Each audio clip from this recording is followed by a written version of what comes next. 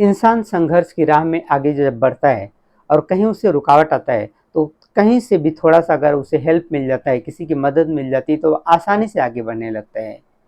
चलिए इसे समझते हैं एक कहानी के माध्यम से कि आपसी तालमेल और सहयोग से रास्ता कितना आसान हो जाता है।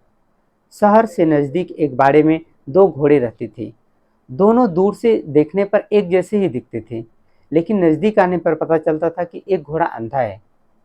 जबकि फिर भी फार्म हाउस के मालिक ने उस घोड़े को निकाला नहीं, उसे अधिक आराम और सुरक्षा दिया।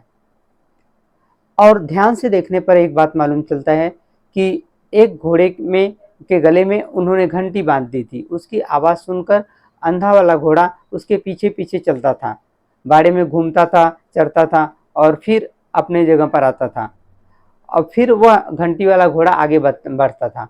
पर बीच-बीच में घंटी वाला घोड़ा भी पीछे मुड़-मुड़ कर देखता था कि कहीं वह सही रास्ते पर आ तो नहीं रहा है, कहीं भटक तो नहीं रहा है। तो इसी तरह इंसान इंसान में अगर कुछ कमियां हैं या कुछ दोष हैं, तो भगवान भी उसे छोड़ नहीं देते, बल्कि उसका ख्याल रखते हैं। और जब भी उसे किसी चीज़ की ज़रूरत होती है, तो किसी न किसी को भेज देते हैं उस ज़रूरत को पूरा करने के लिए। तो कभी-कभी हम लोग उस अंधे घोड़े की तरह रहते हैं, जो किसी के द्वारा बंधी गई घंटी के द्वारा हम अपनी परेशानियों से बाहर निकलते हैं। और जो हमारे गले में घंटी बंधी है, इससे कभी-कभी हम दूसरों को रास्ता दिखाते हैं।